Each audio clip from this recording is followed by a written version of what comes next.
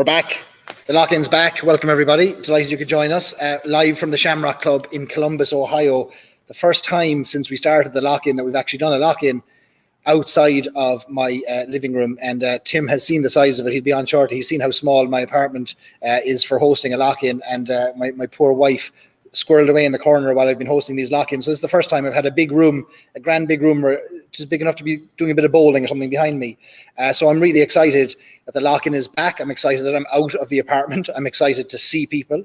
I can't believe that, well, the world is still struggling and in some cases recovering, in other cases getting a little bit worse in terms of this pandemic, and we're all feeling the effects of it, no doubt. And so I'm hoping that by bringing back the lock-in, while we won't do it every week, we'll certainly do it at least once a month, that it gives us a chance to connect, to get together, to raise a glass. I've had so many requests to bring this back to people feeling that the Friday nights when they're stuck at home are a bit of a, they feel like there's something missing, and God forbid they want to talk to your family members, you know, on a Friday night. No, instead you want to raise a glass, drink a bit of whiskey, and hang out with people who get you, you know. So that's what the lock-in's all about. So here we are in the Shamrock Club in Columbus. We've got some people downstairs in the Shamrock Club drinking a few whiskeys. They're watching this on TV, beamed via satellite, thousands of miles away, then down 10 feet underneath us. We'll go down to them maybe later on, and a few of them will come up and maybe join us for a song or two. We've never had a guest on the lock-in kind of join me live, because I've always done them from a pandemic-ridden city and you know, a locked-down apartment, and so nobody's ever kind of come on screen live. So we'll get up the president of the Shamrock Club, Andrew. We'll get Stacey Stearns up. We'll get some of our Irish Whiskey Fans of America group who are here in Ohio. We'll get them up later for an old tune or a chat once we drink a few whiskeys. And yeah, so great to see so many people back. I'll give you all a shout out. Indiana in the house. Jeff, good to see you. Let me know what's in your glass. What are you drinking? Tell me whereabouts in the world are you. If it's your first time joining the lock-in, this is a thing we started back in March 2019, was it? I can't believe, no, it can hardly be 2019, can it? 2020? Maybe 2020. Anyway, when the world started getting locked down, we started this 18 months ago, 2020, I guess. Maybe? Yeah, I'm losing all track of time, dates, who knows. I used to have a turtleneck. I don't have a turtleneck tonight. It's too hot. It's about 85 degrees here in Columbus, so I have to put up with the jacket instead. We started this 18 months ago when the pubs in Ireland first shut down, and when we saw the world kind of coming to a bit of a standstill, we thought it might be a nice thing to do, to connect online.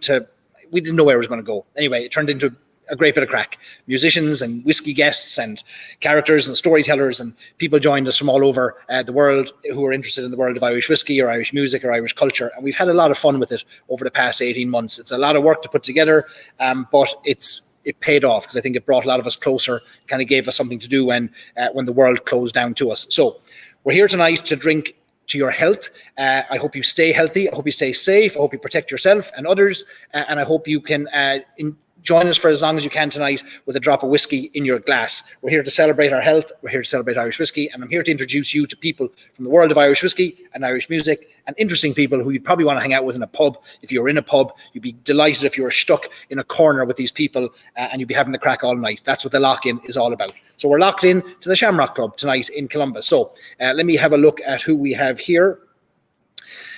Patrick Joseph has got his Limavady already in his glass. Good man, Patrick. No fear of you running out there to get your bottle before tonight.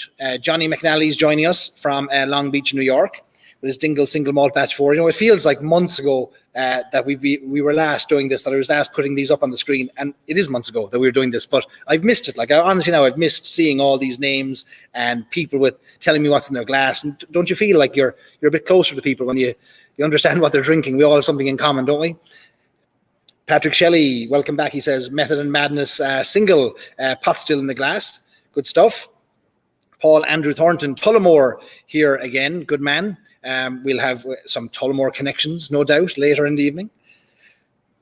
Scott is just starting dinner. The drinking will follow. You've got your priorities wrong there, Scott. I thought it was the other way around. We've got Paul M joining us from Montreal. Bonjour. Donna, who will be on later, is joining us from Santa Monica, drinking Lost Irish.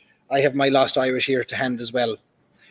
Chris says Columbus isn't that far away. Hop on the car. Yeah, couple or 3 hours. I'd say we'd only be getting started then, Chris. You'd be more than welcome to join us. Peter is joining us from Dublin, a very quiet Dublin with a 17-year-old Glendalough. Good man. Good man. Hey, Stephen McGuinness. Welcome back, Stephen, as well. Great to see you. Looking forward to catching up with you and others in the world of Irish whiskey over the next few months when I get back to Ireland. Great to see you. And yeah, listen, we were lost without the lock-in. We were lost without it. We all want to connect. Shamini from Norway joining us. Welcome to Shamini. Mark Ashley is in Daytona Beach. Very good. Drinking Egan's Vintage and Fortitude. Lovely drops. We had those on the lock-in a few months ago. Let me see. Steve Smathers, our administrator of our Facebook community. Good evening all from COVID, Colorado. Don't know what he's drinking because he can't really taste it. Comes from a bottle that says Irish whiskey. Well, stay safe. We can't give you any medical advice. That's up to yourself. But hope you stay safe, Steve, and get better soon. Dave is joining us there from Southern California. Great to see you, Dave. Saw you in person not too long ago. All righty. What else have we got here? People already asking when will Lost Irish be in Michigan. All right, Chris, hold the horses there now. We have about 18 hours of a live stream ahead of us. We'll get to all these. Jason joining us from Dublin. How are you, Jason Norris? Good man. Jason Norris actually was down in JJ Corrie in County Clare today. He exchanged his purchase ticket of the bottle of the story that we released last year for a free tour of the farm in Clare and got a good tour of Louise's whiskey operation down there. So thanks for joining us, Jason. Let me see. And Bill has popped over from YouTube Live. He's drinking Keeper's Heart. Good man. Keeper's Heart is Brian Nation's whiskey from O'Shaughnessy Distilling up in Minneapolis. Great stuff. All right, so tonight, Eddie Darcy, good man, Eddie, how are you? Good to see you. And I'm sorry if I've missed any comments. I'll get to them over the course of the evening. Lots of you here tonight, which is fantastic, joining us on Facebook and YouTube. All I would ask is that if you enjoyed tonight, would you give it a share, give it a like, give it a comment? One of the things that was remarkable about the last 18 months was that how the lock-in grew and it attracted people from all over the world. We had amazing sessions in Japan. We had amazing sessions different parts of the United States. People joining us from France, from Ireland, obviously, from around Europe. So the only way people will find out about this is if you give it an old share, whether it's on YouTube or Facebook or Twitter, or just send your friends or your family or your enemies a link to this, and they'd love to join in too, or we'd love to have them. So yeah, spread the word around and get people to join us, which would be great. So what we have in store for you tonight, well, we have two new to market Irish whiskies that we're going to talk about. And we're going to taste and we're going to sample Lost Irish Whiskey, Limavady Irish Whiskey. Very excited to talk with the founders of these companies and those working in the with these brands, to hear about them, to learn how they came to market, to learn what's in store for them, where they're going to be available, what they cost, what they taste like. We'll talk about all those things. But it wouldn't be a session if we didn't have a bit of old music, a bit of Kjol as well. And so we're very lucky that tonight we're going to be joined by Roisin all the way from Cork, who's going to join us now in a minute or two. I was going to do a little tour of the Shamrock Club, but people are still kind of filing in downstairs. So what I'll do is I'll wait till the end and we'll do a little tour later on. So what I'll do is I'll give Roisin a bit of a 2-minute heads up there that we're going to go live to her, and we'll kick off with an old tune, and then we'll sip on whiskey. I have already started drinking whiskey in anticipation of our first whiskey guest in a second. I've already got my Limavady Irish Whiskey in my glass, and I was very kindly given a Shamrock Irish Club, the Shamrock Club to a glass here. So I'm sipping out of that. So a big thank you to the Shamrock Club, to Stacey and to Andrew for allowing the lock-in to take place here today. I'm in Columbus, Ohio, staying in an Airbnb, and I was going to host it from the Airbnb, except the last time I stayed in that Airbnb and I did an event live from the Airbnb, there was an apartment upstairs that was like banging on the floor going, "I don't care about spot whiskies. What are you talking about?" So I had to leave that place. So I can't anymore do the events from there. So we're down in the Shamrock Club instead, and it's a much better location. Irish flag behind us, American flag behind us, and lots of great Irish culture downstairs as well. So without further ado, why don't we go to Cork and bring in Roisin, who is joining us from a very, very special location. Roisin goes under the name Vox Mouse, and she is live from a field in Cork. Am I right? That's right, yeah. So this wasn't planned. No, I was planning on having a very quiet Friday night in, and it was going to be midnight. We are going to have the stories and sips, and it was going to be a great session. And then very last minute, I got asked to play a mini festival. Festival is probably a glorified term, but yeah. So I'm in a camper van. I'll give you the wee tour first. We'd love the tour. Yeah. This is the bed. It's not my camper van, by the way. Someone's just like let me use it. I'm sure. I'm sure now you don't live there full time. Like you're just. No, I do. I wish. And yeah, there's you can see the 2 seats. I'm not lying. And that's the toilet. Oh, brilliant! She's grand and close. I know, yeah, no, it's great. But yeah, no, so bit of a last minute gig, but you couldn't say no to it. Your gas so all I'm together. away from the music anyway, so it's grand. So you've dipped out of the music, jump into the van, get a bit of stories and sips in, get a bit of whiskey talk and some singing in, and then back to it. Back to the dancing. So for anybody who's if you need rescuing later, we'll give people your coordinates and where you are in Cork. Like if you get stuck in a field, like and need help digging out a van or something.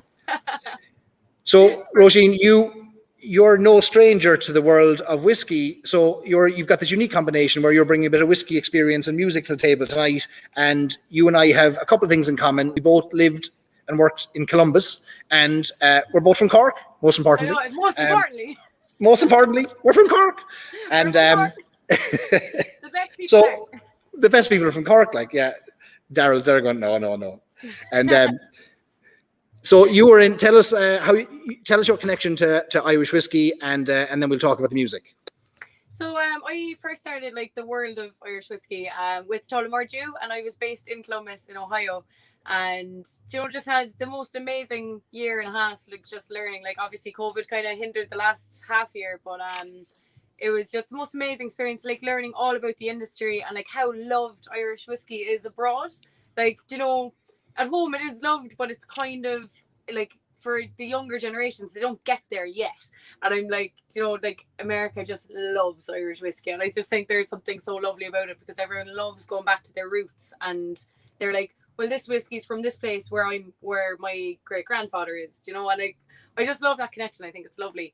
And then when I was the whiskey ambassador for Tullamore Dew, I would always, like, where possible, incorporate music into the tastings and stuff. So I used to do a thing, it was called Raised on Songs and Stories, which is a line from the Dubliner song, The Rare Old Times. And it was basically like you'd have a cocktail and I'd make the cocktail and it would be named after an Irish song. So it'd be like Fields of Athenry or Rare Old Times or something. And like while you're making the cocktail or while you have the cocktail, you'd sing the song, you'd learn the song, for people who don't know the Irish songs. And like it was just a really fun way to like incorporate like music and whiskey together, and it's just something I'd love to kind of continue doing. So ended up writing a song. Tullamore Dew got a 2-for-1 so when they were paying it. They got a musician and a brand ambassador. They did. I presume they paid you twice as well, did they? I'm not sure to see it now. They John Quinn a call. He owes you money. John Quinn owes you money. I get him on there. I get him on the phone. When did you like living in Columbus?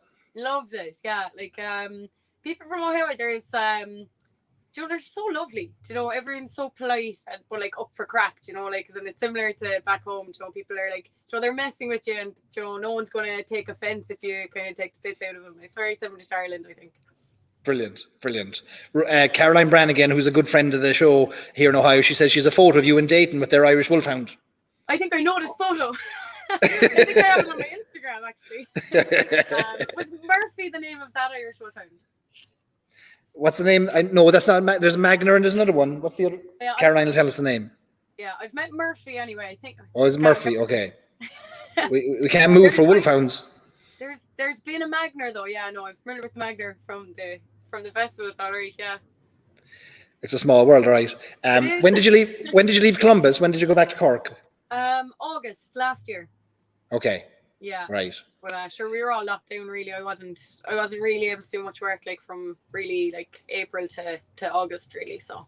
Yeah. So you've been focusing a bit on the music since you got back and playing gigs and living in a van. No, you don't live in a van, but you jump into a van for concerts. But I'd like to. Like living in a van. Yeah, no, finally, like Ireland, like things are opening back up. So I got a few gigs lined up, and obviously, like last minute gigs show up as well. So have to be on your toes. But no, it's been absolutely lovely being back, and like ready to dive into the world of the alcohol industry again, or the spirits industry, like more specifically. It's going to be great this year, I think. Everyone's back with a vengeance, I think, for the With a thirst. Yeah. Exactly, Yeah. Big thirst. Tell me about the music side of things. How did that, like, tell me about like Vox Mouse, how that came to be, what it's about, and the style of music that you typically play. Yeah, so Vox Mouse. So I studied music in college. And had done my kind of I planned, like I wrote an EP and an album years and years ago, and I just never actually got around to actually performing it and recording it properly. And it was always something kind of like that I put on the long finger. And funnily enough, COVID was the thing that actually made me finally do it. So when I came back, I got a job, just a sales job, and just saved up money. And then I was like, okay, I'll leave the job and I'll focus on the music. So that was in February this year. So just got everything together. There's a lot of learning in the industry that, like, even like when I was gigging, I thought I knew, I did not. So I started that. So Vox Mouse came. So Vox is the Latin for voice, and when I was younger, I was very, very shy, believe it or not. And my nickname from like all my family, my cousins, everything was Mouse. So I just thought it was a little bit apt. So yeah, that's kind of how it started. And the style of music, I suppose, kind of varies. A little bit of everything. Like I don't think it's not very niche. Like I think everyone can kind of enjoy it. It doesn't need to be their style. I think everyone kind of enjoys it, hopefully.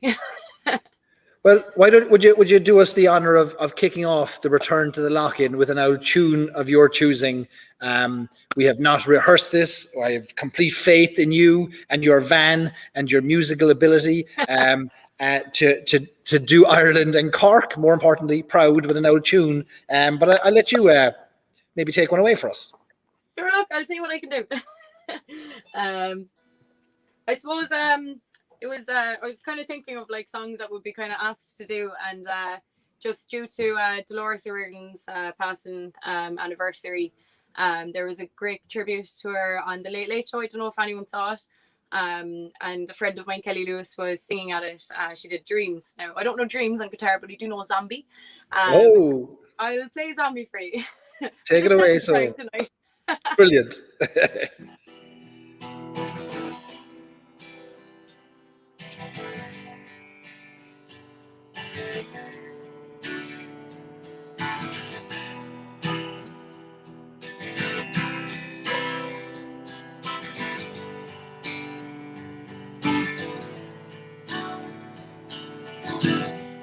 Another head hangs lonely, life is slowly taken, and the violence causes silence.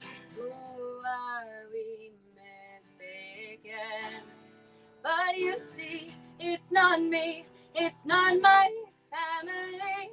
In your head, they are dying with their tanks and their bombs and their bombs and their guns. In your head, they are dying. What's in your head? In your head, zombie, zombie, zombie. Hey, hey. What's in your head? In your head, zombie, zombie, zombie. Hey, hey, hey, oh. Ooh, ooh, ooh, ooh, ooh, ooh. Another mother's aching, heart is taking over. The violence causes silence. We must be mistaken. It's the same old thing since 1916. In your head, they are dying with their tanks and their bombs and their bombs and their guns. In your head, they are dying. What's in your head? In your head.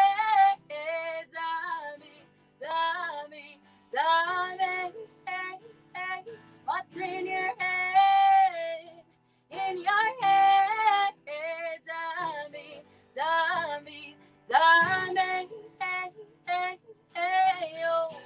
Ooh, ooh, ooh, ooh, ooh, ooh. Thanks everyone for your lovely comments. Amazing. I was like reading them.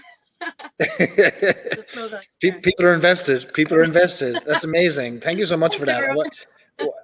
What a it's hard to believe it's been what, a few years since. How long is it since we last Laura's Reardon? Is it? I know. I think is it nearly 4 or 5 even. And the songs are timeless. Like you could be in any club or bar in Ireland, and any Cranberry song will start, and everybody in the pub will know it. Yeah, everybody. Oh, no, absolutely, like phenomenal, like just enchanting voice. Like she's just phenomenal. Ronan Mitchell says the acoustics out of the back of a transit are as good as Croke Park. So the friend that I'm like the friend who owns this now, he insulated it himself. He's very proud of this van. So he's been on it all summer. So he's everything like perfect. So make sure you pass on that message to him so that he could be touring the country and filling the van. Thanks very much. It was from Ronan. Thanks, Ronan. Loads of claps and cheers, and thanks to everyone for the feedback. David Stewart says just beautiful. The song is so haunting. Andy reminding us that we lost her in 2018, which is it seems like yesterday, doesn't it? Yeah. And Michael's enjoying it from Vancouver, Washington. Great stuff. And we're off to a good start. I mean, normally that's kind of the end of the night, kind of a crescendo. You know, that's the song that like we're all looking for. You started off with it. No, you said you wanted the bar raised tight now, so this is it. You brought it. You brought all the cork to it straight out of the gate. Roisin, will you stick around and give us a few more tunes, and we'll come back to you in the van. Like, don't fall asleep or anything, or run away. Like we'll come back to you. Bed now, though, to be fair. So. Have you any whiskey there? Are you being responsible with Is there somebody driving you? I drank the whiskey already earlier on in the night. I was having a little bit of stage fright for the previous gig, so I was like, oh look, I'll just have the couple of shots here now. So I'm on the beer. I'm being responsible now. So brilliant. The pipes are well oiled. Stash later, but I said it'd be irresponsible to be drinking through this. If anybody wants to see a picture of Roisin with Murphy, the wolfhound, go to Stories and Sips post about the lock-in from earlier today, and Caroline says she posted a photo there. So small world indeed. Thank you, Caroline. Michael says fantastic, well done, great addition to the lock-in return. Brilliant. And Johnny says we're setting the bar very high. Well, Roisin says she's only going to go higher. Unless the van sinks, then it's a slippery slope into that field. I might just be like, oh no, there's an emergency. Right, we'll come back to you in the van. Yeah, lovely. I'll put myself. Thanks, Roisin. We'll talk to you in a bit. All right, we're off to a good start. Music, we have whiskey. So I think this is the 1.5 minute heads up I'm going to give Daryl. Darryl McNally is going to join us in a minute to introduce us to his new venture, new whiskey, Limavady Irish Whiskey. And well, I'm not going to say anything about it. I'm going to let him talk all about it. Thanks to everyone who has joined us. If you're just joining us, we're live from the Shamrock Club in Columbus, Ohio. We are, for the first time, out of my apartment and actually in a public place and doing the lock-in, which is fantastic. We've got guests, or we've got people drinking downstairs in the Shamrock Club. We'll do a little tour of the Shamrock Club a little bit later on. They've been very kind to host us. And tonight is the return of the lock-in. We're going to return at least once a month, as much as we can within reason and within our abilities to pull it all together. But it does seem like it was something that was missing. So thanks everyone for suggesting it, for recommending we come back, for pushing me to do it. And here we are. And thanks to everyone who's joined us so far tonight.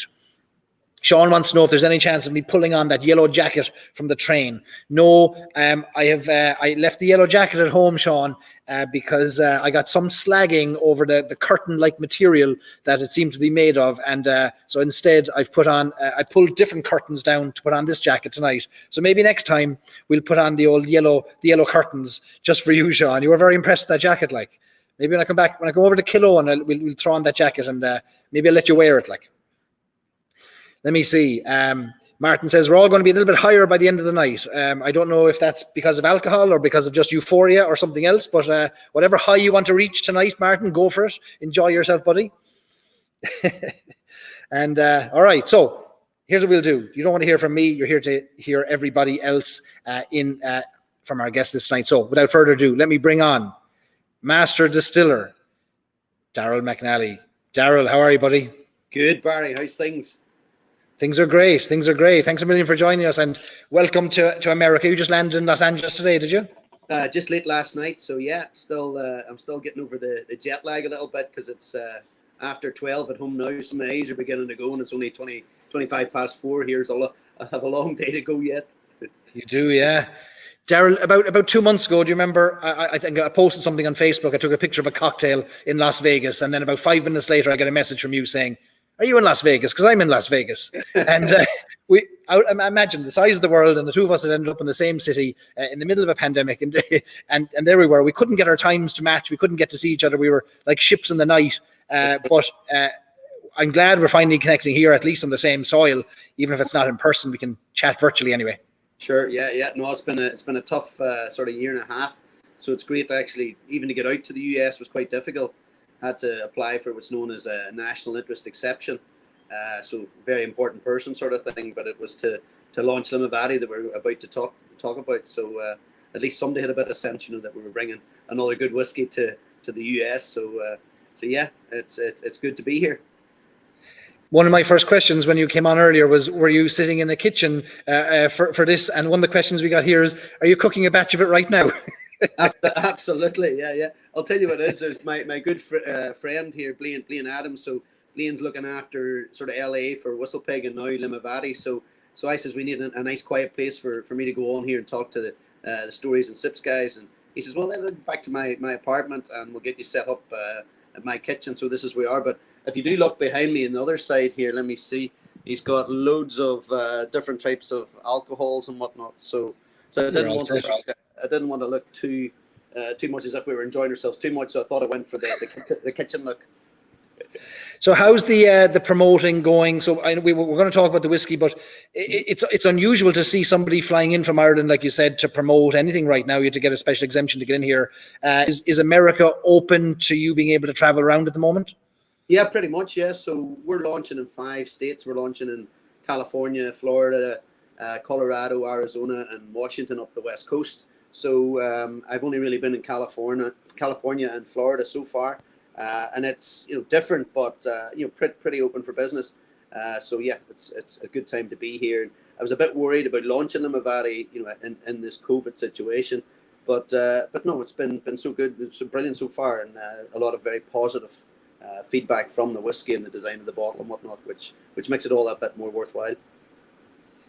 I was thinking about our conversation we had, which is probably about 2 years ago. We did a podcast for Stories and Sips together, and you were sharing pretty much your life journey through the world of whiskey, through Bushmills, at the time Dublin Liberty's Distillery. And it dawned on me today as I was thinking about it that there's very little single malt that has been produced in Ireland in the last 20 years that you haven't had some kind of a hand in. Would I be right in saying that? No, absolutely. When you look back, before the renaissance of Irish whiskey, essentially it was 3 distilleries. There was Bushmills, Middleton, and Cooley Distillery. So Bushmills sort of been seen as a single malt specialist, and Irish Distillers been the pot still specialist, and Cooley doing a wee bit of both, I suppose. So yeah, single malt's always stayed true to my heart, and sort of seen as being, I don't want to get into bother, but sort of the traditional old way of making Irish whiskey before the taxes in the 1850s. Not saying anything wrong with pot still. Love the pot stills that's out there. And you being from Cork, a lot of ex-colleagues of mine, make some pretty damn good pot still. But I wanted to stay sort of true to the single malt. That being probably all I know, probably, for want of a better word. That's where it was sort of born and bred at Bushmills, brought up the single malt way. So, as I say, designed the distillery down for the Dublin Liberty's Distillery, all single malt distillery as well. But then I started to trace my family roots, and Limavady actually dates back to 1750, which is a very, very old whiskey. And Sir Thomas Phillips, who was given the right, if you like, or the license to distill in the area known as the Route, that actually encompasses across Limavady as well, sort of from Inishowen and County Donegal across to County Down and the County Antrim. And Limavady had been formed in 1750. Sir Thomas Phillips actually lived in Limavady and built Newtown Limavady back then. And the first distillery in Limavady was by the Alexander family. and I believe Sir Thomas Philip's daughter married into the Alexander family. So there's a heap of history and heritage there. And as I say, when I went to look, yeah, that's us up there, yeah. Not Cork, not Cork, not Cork. Very good, very good. So there's heaps of history there that with the family owning the distillery in 1880, it was sort of tugging on my heartstrings a bit to sort of revitalise it, reclaim it, bring it back to life. And I even tell some people it was actually, I was dreaming about it. So I think that was my ancestors haunting me in some strange way. So I said, right, let's launch Limavady, let's bring it back to life. And then lucky for me, because as I say, building a distillery, making a good whiskey, that wouldn't keep me up at night. What would keep me up at night is getting the right distribution partner, getting people to actually get to taste the liquid, getting it into the right states, into the right pubs, into the right off licenses, etc. So as I say, I was approached by WhistlePig, and I seen that as an ideal partner, for the distribution in the US, because it's so important that if you don't get it right in the US, forget about it. So that's why I launched it there first. I got a bit of backlash from my fellow Irish people and why I wasn't launching Limavady in Ireland first, but we launched it in the US first, and we plan to launch it in Ireland maybe November time now. And obviously the US, the biggest target market for Irish whiskey as a single country, so it makes sense to get that bit right, like you said. Absolutely, yeah. So with WhistlePig, then you have the benefit of having that kind of bolt-on distribution, established routes to market, so WhistlePig originally started, didn't they, as like sourcing their whiskey, sourcing Canadian rye whiskies, how they got their start. They built a distillery a few years ago. How does Limavady fit in with WhistlePig? Is it a partner brand? Is it a sister brand? Does it in any way play with that rye side of things? How will they integrate or interact over the next few years? Yeah, no, I think WhistlePig, from when I had started having the conversations with them, they said, they were really very much into rye whiskey and rye whiskey, American rye whiskey only. They wanted to, progress into a portfolio of, craft spirits, if you like, and they wanted to stay along sort of the brown spirit route. They said that Irish whiskey was just on fire in the US, so they were really looking for a partner, an Irish whiskey to sort of be the first venture out of just doing WhistlePig as a brand. So when they sort of heard that I was thinking of launching Limavady and sort of do my own thing, we got talking quite quickly, and sort of I give exclusivity sort of straight away that they had first refusal and sort of coming on board, and essentially taking Limavady into their portfolio. And like I work with them, and we came to an arrangement on how we partnered up on that. So the way I look at it lets me keep the innovation, getting the right whiskies. I was able to stay true to the bottle design, which is a really old bottle design from the late 1800s from Limavady. So I wanted to stay true to that. So I was allowed to be the owner that I wanted to be and the owner of the brand, but then have the support of WhistlePig coming behind me, which is now my new American family, if you like. So yeah. And you're getting on well. You're all learning each other's jokes and colloquialisms and each other's accents, and you're all off to a good start. They even laugh at them. I don't know if that's just good manners at this stage, but we'll see. Why don't we talk us through this whiskey? Let's start with the bottle, Daryl. Very unusual bottle. I'm going to hold it up here, and I know there's a lot to this that you can tell us about. Sure, yeah. So the bottle actually dates back. It's one of Limavady. I got my hands on a really, really old bottle dating back to the late 1800s. So it's got that sort of blob at the top, plus all the writing or topography is all from way back in the late 1800s. So what I wanted to do when we went to sort of the creative designers, we said, right, we want to keep that sort of old sort of design, if you like. So nowadays everything's sort of gold plated and going a wee bit OTT all the time. So we wanted to stay true. We wanted to keep the bubble frit through it. We wanted to keep the blob at the top, sort of to show as if it was like blowing glass from way back in the days. The little bits of sort of imperfection glass, the bubble frit through it. The bubbles just to sort of make it look as if it's sort of old and worldly. And then we up where I live in Limavady, Limavady's Irish for leap of the dog. So the whole story is about an Irish wolfhound. So it was interesting there, the story about the Irish wolfhound. We had a bit of fun last week on Facebook. But it's a story of an Irish wolfhound jumping the River Roe to actually warn its master that there was an enemy ambush coming in way back in the day to the Cahans, which was the kings of that area back in the day. So it's got some real history and heritage and stories to it. There's Caroline with the Irish wolfhound. So I'm looking forward to a picture with Murphy and a bottle of Limavady very, very soon. And then it was quite difficult with the blob head to put a cork in there because there wasn't enough space to sort of hold the cork, it would pop. So what we did is we looked at innovation then and got this Vinilog fitment, it's called. So you nearly need to put your 2 thumbs on it and pop it like that, which is a little O-ring, which just gives you the fitment, but also gives it that sort of unique and different and innovative look on it, on a very old bottle, if you like. And as I say, then the liquid inside. What I want to do with the liquid is to keep it single malt that we touched on, but also to do the single malt portion of it. It's all bourbon first fill, and then finished in PX casks. But the PX casks are really, really old as well, so that you're not getting too much wood influx in it. You're getting the wood influx from the American bourbon casks. So you have the vanilla, you have the spices, you have all the lovely colours coming from that. But then what I did is I sourced PX casks from the Bodega in Herlihy, who I've been dealing with for the last 20 odd years. So really good quality PX casks.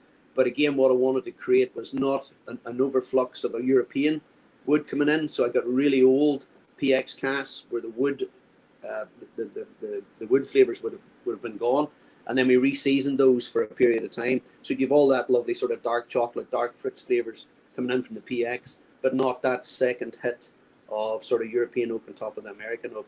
And then what you have then is sort of quite a balanced single malt, spiciness, vanilla, and then you have that lovely fruitiness coming through at the end. And it tastes a lot older than it actually is, because it's only about 4.5 to 5 year old, but it tastes a hell of a lot older than that. Did it at 46%, 92 proof, and as I say, it just gently warms, just like an Irish welcome. So yeah, have a little taste of that and tell me what you think. I'm sure you've tasted it already. I did. I had a sneaky taste with Andrew here, the club president. He came up, he said, geez, that's a lovely looking bottle. I said, grab yourself a glass there now. We'll dig into this before we get started. Lovely nose on it. That obvious sherry note on the nose, isn't there? Yeah. Like I'm always a sucker for PX. You know, Oloroso sherry I love, but PX, just that extra sweetness. I think it just balances out, any of that vanilla flavors and whatnot. So you have the spiciness, you have the maltiness there. You have it sort of here. You get sort of quite a long taste just here on your cheeks. Yeah. Sweetness comes in at the end, and it's got quite a long finish as well for a relatively young whiskey. Kind of white pepper, black pepper spice coming through, a little bit of vanilla. That biscuity maltness is unmistakable, and then the lovely mustiness of a PX kind of leaps up at you later, like the dog. Just like the dog, leap of faith. Eh? And then what we did as well, we wanted to do as well is do it as a single barrel as well, because single barrel hasn't really been done very much, and in any Irish whiskey, to be fair. So what we actually do is on the PX cask, we actually disgorge them separately, so that each PX cask is treated sort of individually. You get about 842 bottles out of each PX cask. And, there is difference. People say to me, is there much difference between one cask and the other? Of course there is. But what you do is you blend them out by mixing them all together. I didn't want to do that. So we were even discussing today, Blaine and I here in California, we were saying that barrel number 40 versus barrel number 62. Number 40 is very much more the PX. Barrel 62 was actually bringing a wee bit more of the spices coming through from the bourbon note. But again, it's within a nice range and a nice quality of taste that we're trying to produce. But again, there is a little bit of individuality per barrel as well, which brings a bit of fun to the game as well, in my eyes. So it is unusual, isn't it, to see that separation of the casks? Like you say, they're typically blended together and just released as one ongoing permanent release. So I have here barrel number 40. So I bottle number 120 of 846. So every single bottle is going to be individually numbered and traced back to its own barrel. Yeah. And that one there is particularly, it's got more of the PX flavors coming through, whereas 62 that we were tasting earlier today, it's got a wee bit more spiciness to it. It's still got the sherryness there, and the PX there, but a bit more spice coming through at the tail end, a wee bit more pepper, if you like, which didn't make it any worse of a product, but just slightly different. So again, what we wanted to try to create is sort of, from a whiskey connoisseur point of view, sort of trying to pick up different bottles and different barrel types or different barrel numbers in order to collect, if you like, almost like the Blantons of Irish whiskey, if you like. So you'll just need a different dog on the top of every cork, a running dog. That'll be the next thing, yeah. And collectible on a stave. That's it, yeah. Tell me about, so you talked a little bit about distribution earlier, and lots of questions coming in about the states already that it'll be available in. Can you talk a little bit more about that, Daryl, and kind of timing of when this will be available, where it'll be available, maybe the price point it'll retail at? Sure, yeah. So as I say, it's available in those 5 states at the minute. So we launched there about probably 2 weeks ago. So that's Washington, California, Arizona, Colorado, and Florida. And then next year we're planning the first half of the year to do about another 20 states.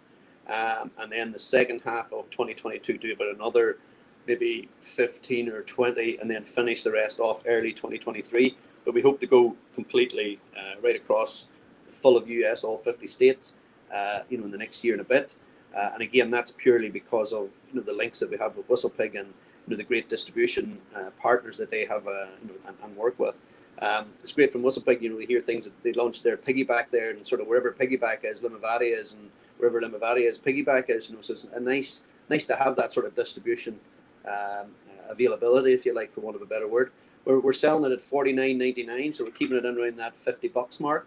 And considering sort of the logistics and stuff that you put into it, I think it's a fair price. We hope to launch, as I say, UK and Ireland in November of this year, and then I have already started to talk to some people in Australia, Russia, China. But again, we don't want to bite off too much too soon. We want to build the brand, not just go crazy. And as I say, I'll probably spend a lot of the time in the next year and a half in the US, promoting it in each state. But as I say, it's nice to sort of have your own whiskey, and sort of it's like talking about your child almost. You know what I mean? And it'll keep the family from hunting me, Barry. And get that Limavady out there. That's right. Who distributes it in California, Daryl? David wants to know. RNDC in RNDC. Yeah, and Bevmo, we have Cash and Bevmo as well. So yeah.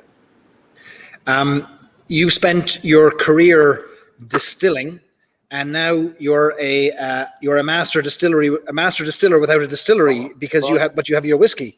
Yeah, I get that. What does that feel like? Oh, it feels great.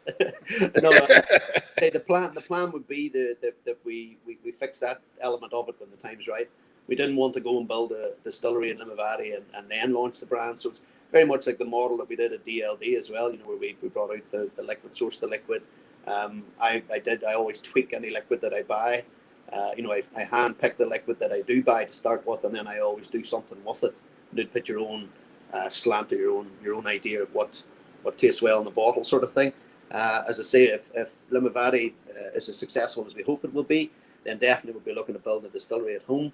And as I say, that would get me back to the distiller status, if you like. So. There's I think it's 40 or 42 distilleries last count in Ireland now, and every one of them has a distiller, a head distiller. Some of them have a master distiller, but that title of master distiller is quite rare. I mean, isn't it that there's only a handful of people have more than 5 or 6 years maybe experience as a distiller, right, in Ireland at the moment? Yeah, absolutely. People say to me, how do you become a master distiller? And I said, well, I know when I was training to be a master distiller, I was working for Irish Distillers at the time, and I was traveling up and down to Dublin and working on a group role. And I remember, sort of sacrificed, my younger life, if you like, for the company at the time. And I was pulled into an office one day and asked, what's your ideal job? What do you want to do? By the head of Irish Distillers at the time. And I said, God, I would love to be the next sort of master distiller at Bushmill. So he says, that'll do. That's okay. Go for it. Now, it took me 7 years of sort of, training, various masters, Dave Quinn, Colin Megan, etc. And as I say, it took me 7 years to learn everything. And even now, you're still learning, because there's things that will throw at you at a distillery that you maybe haven't had experience of. So I have a wee laugh to myself sometimes when somebody says they've trained to be a master distiller in 7 weeks. I know how long it took me, and I'm still learning. So, but it's good to be launching your own whiskey. It's good to sort of know the background to it. And as I say, my ambition after we Limavady launched is to very much look at getting a home for it up around that northwest coast where I live. So, yeah, watch this space. Those connections you built up in your career to date with suppliers and vendors and partners, you're leaning on them now then for Limavady. You mentioned the bodegas in Spain where you might get your PX casks, your sherry cask for. So that's obviously standing to you now launching the new brand. Absolutely. When I make those calls, it's almost we have the discussion what barrels we want, what size, how long they've been seasoned. Then when we get to do the paying bit, it's usually then that they say, "Oh, Daryl, forgot, who do you want me to invoice this to?" So that's testament to the relationship that you build, with the family out in Herlihy, and they joke as these Daryl's barrels, so that's the name of a new company, Daryl's Barrels, it's good that you have that relationship, and as I say, it's hard to beat the quality of the casks that come from that particular supplier. So I'm only privileged that I got to use their casks in Limavady. So yeah. Is this whiskey the only one that's planned currently? Are there? And look, what an awful question to be asking. You're only releasing the first whiskey, and I'm asking about the next one. But what would be the trajectory? You talk about maybe there's a home for this whiskey in the future, a distillery home. Is there a stair step towards that with other products in your head? Yeah, a couple of other products in my head for sure. But as I say, I want to give this year Limavady sort of the, that sort of $45, $50 mark. I want to sort of own it for the next couple of years and get Limavady sort of firmly established with the brand again. Then we might look at something, a little bit older to, as a halo, just to sort of come along after it. But as I say, yeah, in the meantime, I think we'll be busy enough getting this rolled out. So I'll look up in about a year's time, and if we're at the numbers that we hope to be at, then we can definitely look at variant 2. Well, there's lots of people in the comments who seem to have either picked up a bottle or have found where they can get a bottle. Total Wine in Daytona. Mark Ashley said his wife just found it for him. Total Wine only has it listed in Arizona as the closest to LA. If somebody was to look for all the locations of Limavady, is that listed on your website? Is there a finder yet, or is it still early days? I think there's a finder. We're actually building a website as we speak. We should have had the website, but we're trying to tie it in with a website for WhistlePig. But yes, there'll be a locator finder. As I say, in Los Angeles, Bevmo, there's lots of Bevmo stores. So if anybody wants to look for it in Los Angeles, I see David there just asking the question. So Bevmo, and as I say, it's rolled out from RNDC and Breakthroughs in Florida and Colorado, I believe. Isn't that right? Breakthrough distributed it there. So very good. Michael, with the tough questions, has the sourced whiskey been aged or finished in Limavady? Is there a connection with Limavady yet? Not yet, but what I'm trying to do, Michael, is you have to get a trade facility warehouse, which you have to go through Her Majesty's Revenue and Customs in Northern Ireland, because we're based out of County Derry. So we have to get through to get a trade warehouse facility. So I am looking at getting that there, so that we can maybe even do the finish, if you like, of the PX cask up in Limavady. Salt Sea Air, very close. Next stop, Iceland, almost. After you pass the Donegal Peninsula there. I live, say, 1 mile away. Where I live is McGilligan, just outside Limavady, which is only 1 mile across to Donegal, to Greencastle there. So yeah, I would love to have a maturation facility there, maybe prior to the distillery, just to get all those sort of Salt Sea Air and mature some Limavady for the future, for sure. Have you noticed, Daryl, going around the US, like as you visit retail locations, you look at the shelves, and I don't know if you see the same thing, but I remember when I first started getting into whiskey, and I'd look on shelves and I'd see Irish whiskies I had never heard of. In Ireland, you had never heard of these whiskies, and these are whiskies that bypass Europe and Ireland completely. They're made for the US market. How does a new brand like yours think about standing out when there's such crowded shelves of whiskies that people have to figure out the difference between them all? Like, is there a secret sauce to that? Well, I think it's come back, like, it's getting people to taste the liquid as well, Barry. It's sort of, there's a lot of liquid out there which it's good, but it isn't brilliant. And as I say, it's getting the consumer to take those tastings and to try the whiskey, and that's that.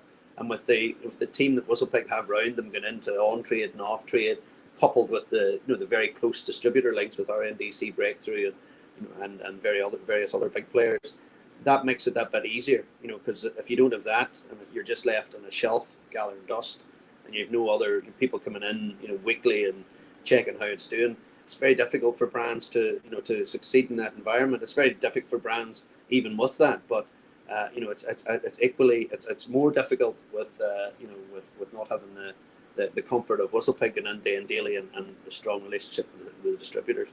And as I say, me coming out here, it's great to come out here to sort of see it firsthand and to sort of add whatever bit I can, from credibility of being a master distiller and the story about the family and all. I think what has resonated is that out here, consumers love a story, and with Limavady, there's a really, really good story to it, and it's a factual story. There's a lot of made-up stories out there too, which people see through now. Whereas Limavady is authentic, it's real, it's a real place, it's got a real story, and my family owned it in 1880, so it's to me, it's special. But do you actually own any wolfhounds? Is the big question. I own 2 Newfoundlands, so they're nearly wolfhounds. So on the Even bottle, bigger. if you look at the QR code in the back of the bottle, if you click it, you'll actually be able to go in and view me run about our farm up in Derry, up in County Derry, outside Limavady. Yeah, if you actually click on that, you'll see me run about with my 2 Newfoundlands, Yogi and Yana. So yeah. How about that? Will they make an appearance on the next version, maybe? It's amazing. We actually had a guy out taking photographs and videos about the dogs, so they'll be appearing in multiple social channels. They'll probably be more famous than me in a very short period of time, to be honest. People can't resist a good dog. Like, stop in the street for a good dog. Yeah. The Ohio community, as I think you saw on Facebook, big into the wolfhounds, big into the Irish community. So it'd be lovely to see Limavady at some point making its way to Ohio. I know you'd have a lot of support here, and no end to the photo opportunities with Murphy and Magner and all the wolfhounds that exist here. Yeah, that's interesting, because Ashley, who looks after all the control states for Whistlepig, she's saying already the demand for Limavady is huge. So you might see me in Ohio sooner than you think, and I look forward to meeting up with Murphy and, as I say, getting a few photographs. Because, as I say, if you look at the bottle, that embossed above the 1750, it's supposed to be a wolfhound.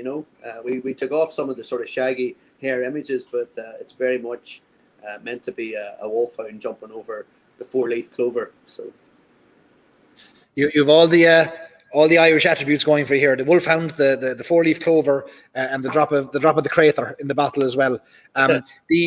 The Irish whiskey community is growing in America, and I know you're in our Facebook group, but I'd encourage you and invite you to share where you're going to be and what you're doing. And if you want people to come out and meet you, and if you want support in different cities, just ask in the group. It's a lovely kind of benevolent community and a nice group of people who'd love to help you and kind of help Limavady along the way as well. So don't hesitate to ask for the help in the group too, and any kind of support we can offer, we'll be delighted to do it. That'd be brilliant. Definitely, Barry, that'd be class. As I say, when you go out into market, it's nice to see a friendly face and a fellow Irish person, to help you along the way. Danny Boy, yeah, so there's Michael Mullen, there's Danny Boy. So Limavady's famous for the Danny Boy and the Derry Air as well. But that's a whole other discussion for some other time. But no, going back there, yes, definitely. I follow your group all the time, so it'd be great, as I say, when I'm in market, to meet up with fellow Irish people who enjoy a wee whiskey here and there. Definitely look forward to it. Especially if you're buying the whiskey, they'll turn out in droves. They'll have a good deal. Yeah, absolutely. Yeah. I'll have a bottle of this with me at any stage, so don't worry. Lovely. I know you have places to go tonight. I'm not going to keep you any longer, and you've been very kind with your time tonight. But there'd be one question. I'd be very remiss of me, and I'd be scolded forever if I didn't ask you. But have you an old song or a toast or something that would engage our audience and force them out of their seats to go buy your whiskey, such as their connection with you? I sort of knew you were going to come with this. Do you know what I mean? I had this coming, but my son, he's a musician, and I was going to have him set up to sing, Whiskey in the Jar or the Black Velvet Band or something like that. But I didn't bother because I thought you were going to give me a reprieve. But instead, I'll give you a toast. So let me see. All right. You probably know there's an excuse. I already told you this one about the 4 favorite things that Irishmen like to do. So here's the cheating. Here's the stealing, here's the fighting, and here's the drinking. If you're going to cheat, make sure you cheat deaf. If you're going to steal, make sure you steal your sweetheart's heart away. If you're going to fight for your fellow Irishman. If you're going to drink Limavady Irish whiskey with me. Sláinte. Sláinte, Daryl. Well, over the past 18 months, there's been many times where you've been sneaking in the background, lurking for the lock-in when your former hirers and mentees have been on air from Bushmills and the Sexton and Dublin Liberties Distillery, and you very cleverly avoided ever going on screen. There was always some excuse or other as to why you weren't there, but you were throwing in a few comments every now and again, but we finally got you on. Finally. Yeah. I was holding out for Limavady. You see, I was holding out just to make sure that you Oh, you were, yeah. Sure you were. Well, listen, next time you come on, we'll have to have a wolfhound join you. Maybe there'll be stories and we can maybe you'll have things to share with us about what the next plans are and where things are going. But again, reach out to the community. Let us know how we can help you. It's great to see it's great to see another new brand, and backed by someone with the experience of yourself and the connections and the skills to be able to bring something great to market. Very enjoyable whiskey, lovely pepper spice, lovely caramel, lovely vanilla, and a lovely malt biscuitiness. And I too am a sucker for a PX finish or a PX aging. So yeah, great value whiskey. So thanks for sharing it with us. And I hope LA and California is good to you. And the few states are getting into prove very rewarding for you. And we wish you the best over the next few months traversing the trails of America. Good job, and hopefully get to meet you in person soon, Barry, and we can get a whiskey or two together very soon. I'll hunt you down. If not here in Ireland, I'll find you. Absolutely. Thanks for everything. Thanks everybody. Cheers, Daryl. Thanks a million. Sláinte. Chris Connor says, looking forward to this bottle. The Limavady stopper looks like it can dab whiskey perfume. It can. Jerry Devine says, brilliant, Daryl. Limavady well and truly on the map. It's on the not Cork map. Steve says, I hope to see you, Daryl, in Colorado Springs. And Scott is delighted with that as well. Thanks for coming on. Can't wait to try Limavady. Stuart Peachy says, unreal chat. I'd give this whiskey a go. Yeah, you should. I recommend it. Lovely, affordable, single malts. I was very belatedly introduced to single malts in my still very young whiskey journey, but kind of started off with blends like most people do, and then pot stills, and single malts kind of came later. But the single malts I first came to were probably single malts that Daryl had a hand in from Bushmills. Bushmills 10 and 16 and 21-year-old were certainly the 21-year-old won me over to the world of Irish single malt. So it's great to see more single malts out there. And there's a kind of a misconception that single malt, I hear this so many times in our Facebook group, that single malt is a Scotch thing. But of course, malt whiskey is what was made in Ireland before the Scots ever knew what whiskey was. The Irish were making malt whiskey. Pot still came later. So this is really a connection to our kind of the origin story of Irish whiskey, which was malted barley was how we made whiskey back in the 1700s and further back than that. All right, so that was a great chat, and we wish Daryl well.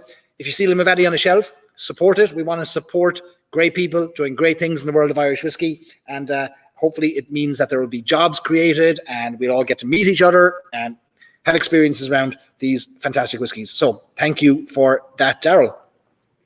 All right, let me have a quick look at your comments before we go back to Roisin in a van in a field in Cork for a tune, and then we are going to be joined by the team at Lost Irish Whiskey for about 8 hours of a session. There'll be 46 songs, 84 toasts, and there'll be no end to it. I've heard this world record being broken tonight for how long I'm going to be on, so look forward to that. Let me see, Roisin's connection is after going unstable. All right, we'll give her a chance to come back in. All right. Sarah wants to know, where am I? That background is interesting. All right, we'll give you a look at where I am. I'm in the Shamrock Club in Columbus, and this is a Irish-American meeting house. It's a club for those of Irish ancestry, those who have a love for Ireland. You'll find clubs like this all over the Midwest and certainly in the coasts as well. But the Shamrock Club is kind of a meeting place, one of a few meeting places in Columbus. There's also the Ancient Order of the Hibernians. There's a few other locations where those who love Ireland and love Irish music or drink or just crack and chat meet up. So it's kind of something different to the Irish pub that you might, think that that's where all the people meet around Irish culture. But this is a club where you've got president, you've got board members. There's a lot of great things that the club does to raise money and fundraise, and it's a really nice part of the Irish American culture. So it's here in Columbus, Ohio. It's a couple of miles south of the city of Columbus. And in this hall that I'm in right now, I've seen some of the Saw Doctors play here. The great bands play here. They host lots of events. I've hosted some whiskey tastings on these tables here over the past couple of years. They've been very good to me and very supportive of the work we're doing to try and promote Irish whiskey in the Midwest. And honestly, if you go into the Irish Whiskey Fans of America Facebook group, it is made up of so many amazing people. I'm giving you all a shout out. You're downstairs in the bar right now, who have been so supportive of Irish whiskey and so supportive of Stories and Sips and so supportive of the lock-in, and the amount of offers we get from Stacey and from Andrew and from all of the Ohio group just wanting to help, wanting to do things is just incredible. So we're here tonight at the Shamrock Club. Incidentally, the Shamrock Club has designated a day in October. Is it October 23rd, Andrew? That is a day of stories and sips. There was a proclamation last year officially. There is a day here for stories and sips. So when that comes around this year, we will, of course, commemorate it, celebrate it, and honour the Shamrock Club for their support of all we're doing as well. So that's where I am tonight. Bill says it sounds like a place everybody needs. Eric wants to know if there are any clubs up in the Akron area. I don't know, Eric. Maybe somebody else in the group could help there. If there's anybody else in the Irish community in Ohio, maybe you can give Eric a shout or comment there on YouTube or here on Facebook for him. 23rd, says Andrew. Yes, October 23rd. And I have a lovely framed plaque that commemorates this day of stories and sips at the Shamrock Club. Caroline asks, is the carpet green? I don't know. Is the carpet green downstairs? We have a lovely wooden floor up here right now. But the lights... I don't know if I can show you these wonderful lights. Let me see if I can show you these lights. These are very Irish. Turns around. See it? Goes up there. Green, white, and orange lights. It's very Irish. All very Irish. All right. So let me see. There's a Hibernian division in Akron, says Andrew, if that helps Eric. Perfect. All right, I see Roisin, the camera's not working. I see you there, so maybe it's working. Looks like you're working. And if you want to join us, you can. If not, don't worry. Just let me know in the chat there. Let me move my camera back a little bit so I'm not sitting off camera. All right.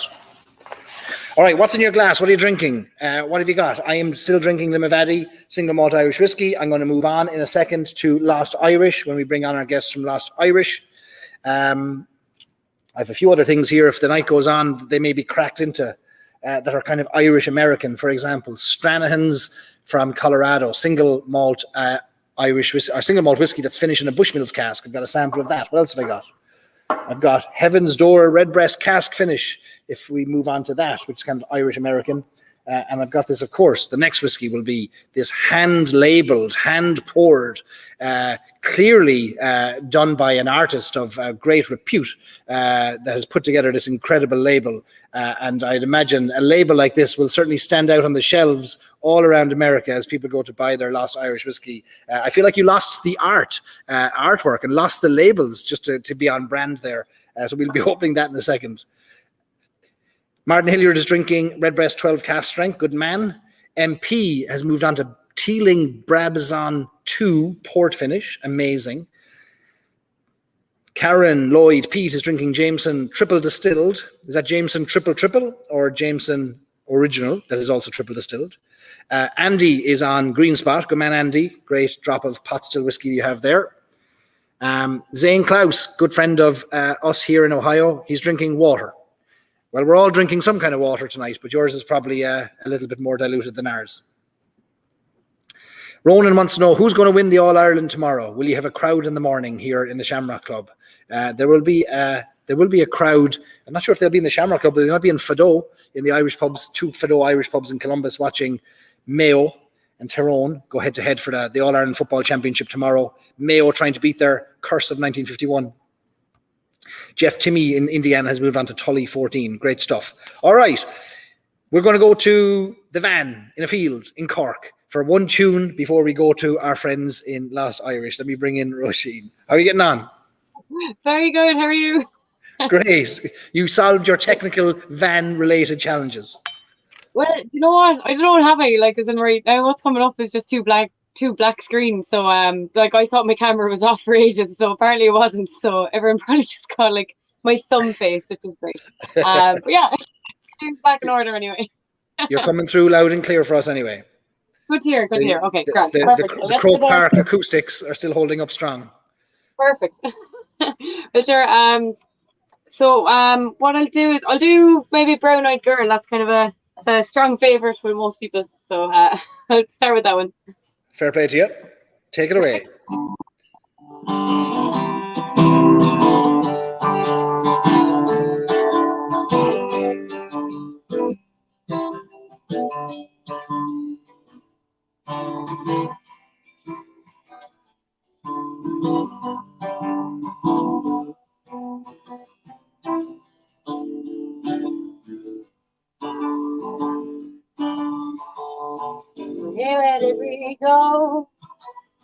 Days when the rain came down in the hollow, playing a new game, laughing and running, hey, hey, skipping and jumping.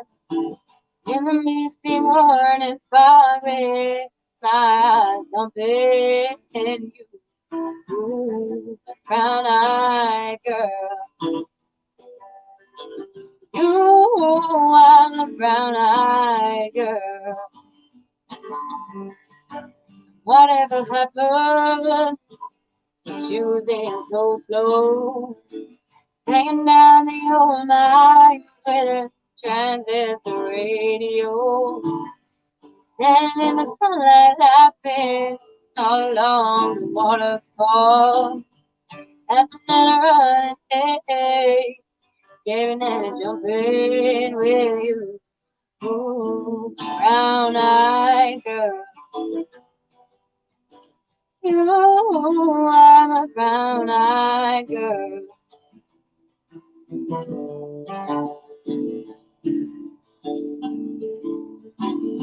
Do you remember when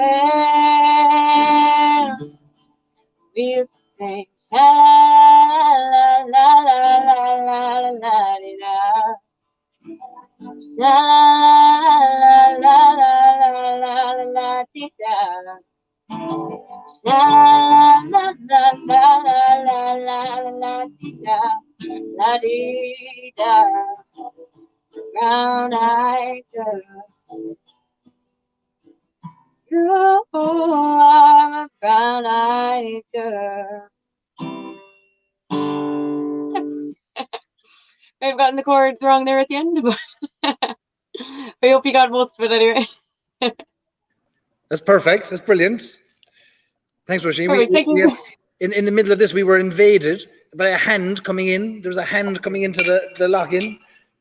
Oh, yeah. Here, let me pour you a drop. Listen, stick your face in there. This is Andrew Schumann. Jesus, I better take the top off it.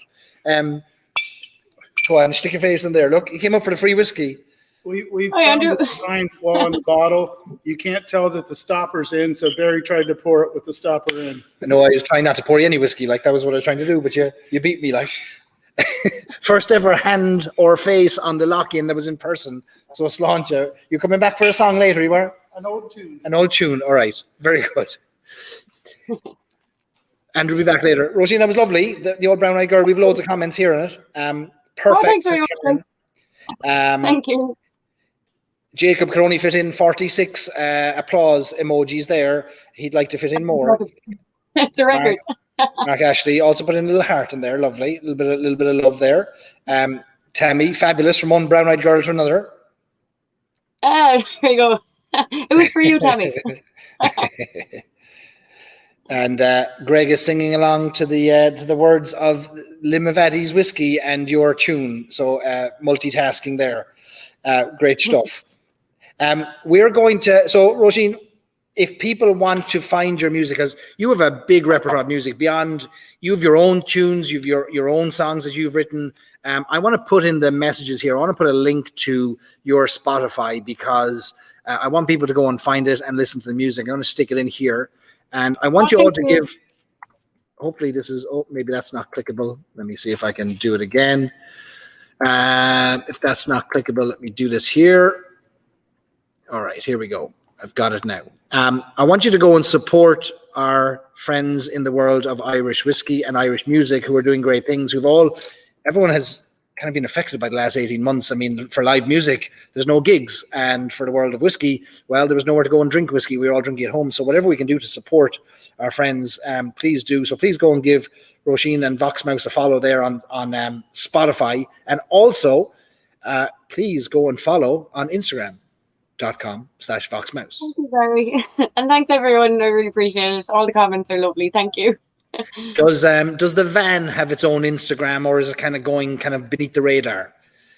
It's beneath the radar at the moment. Now, it's not my van, so if they have a name for it, I haven't been told. I'm squatting, basically, actually, to be honest. If they come back at any point and they're like, we're going to bed, I'm going to be like, all right. I'm out. Well, considering But, the price of rent in Ireland, you're probably better off living in the van altogether. yeah, no, all I had to do was give a hug. That was it. A hug of thank you and a can. I'll bring some whiskey over from when I come over as a thank you for providing this music stadium, this festival stadium for us tonight. The Croke Park of Cork, I understand. It is Glen Myre's very own Croke Park. And Tony has named it the Mouse House, which makes sense. That's where I'll do all my live gigs from now on. Thanks, Tony. Andy downloaded your single on iTunes already. Fantastic. Oh, thank you, Andy. Thanks a million. And I want to give a big hello to our friends joining us in Cove, Stephen Gannon, Tim Murphy. How are you, lads? Thanks for the support. Thanks for tuning in. You've been, I know you were great watchers of the lock-in back when we were doing it on the regular last year and earlier this year. So hello to everyone in Cove. And here's what we're going to do next. We're going to bring on our friends from Lost Irish Whiskey, Tim Herlihy and Donna Stewart. So, Ro, would you come back to us with some connection to Lost Irish Whiskey musically, maybe in a few minutes? Fair play to you. Fair play to you. All right. We'll stay safe in the van. We'll be back to you in a minute. Perfect. I'll mute myself so. Fair play. All right. Let me switch out here. I need another glass. Bear with me. Entertain yourselves for 5 seconds.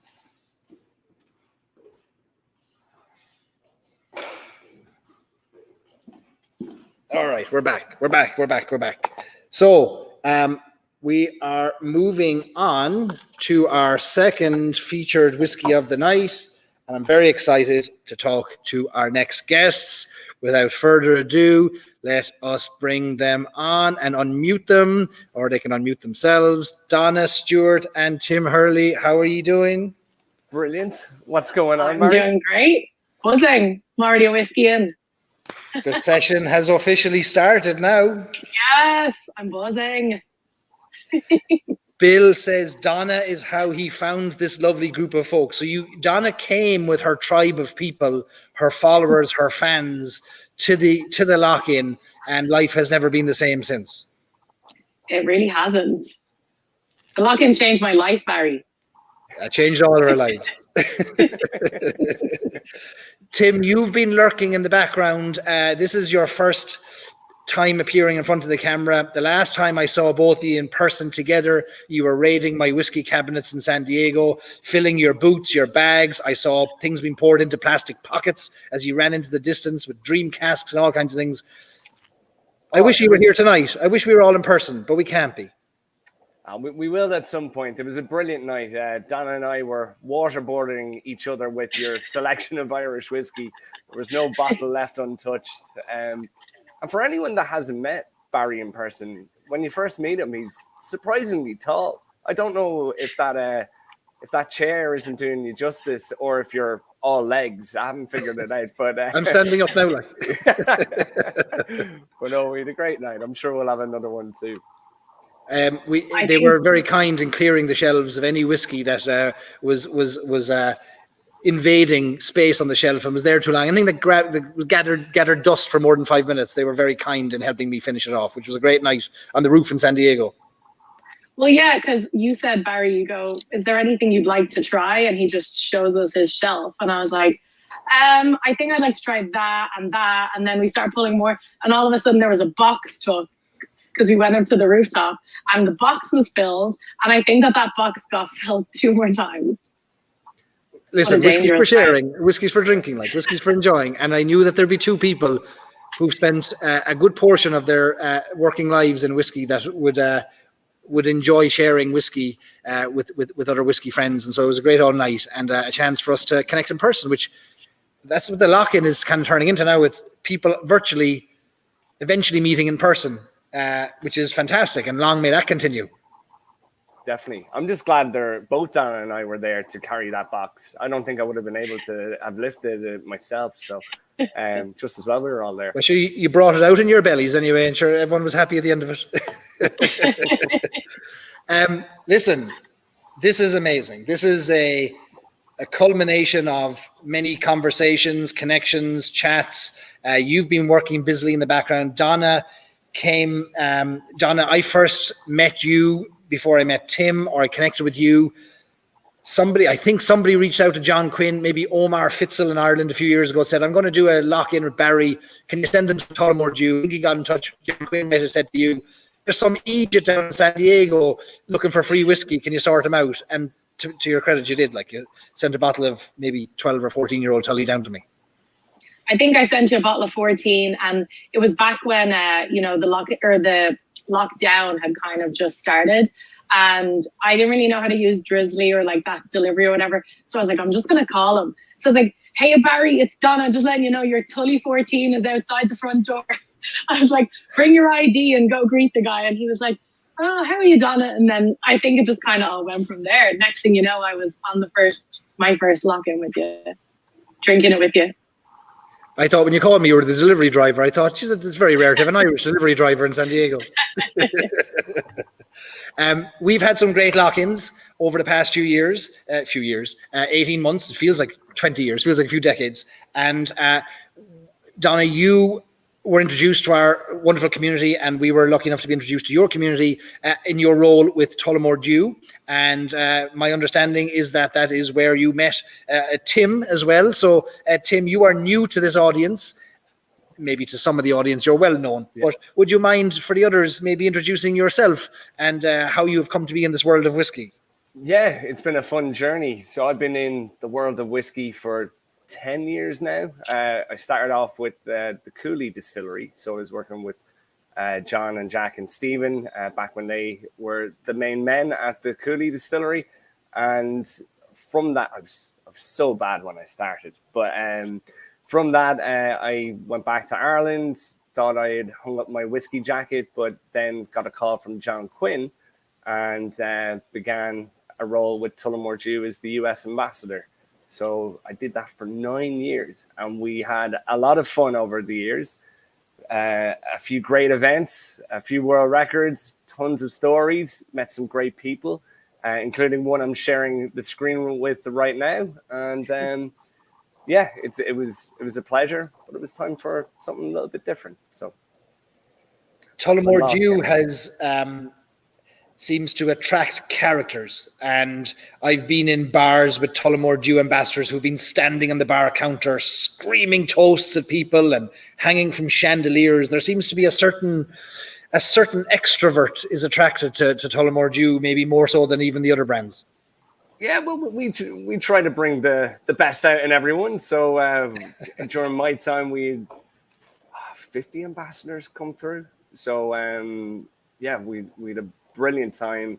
Our biggest team at the time was 16 of us.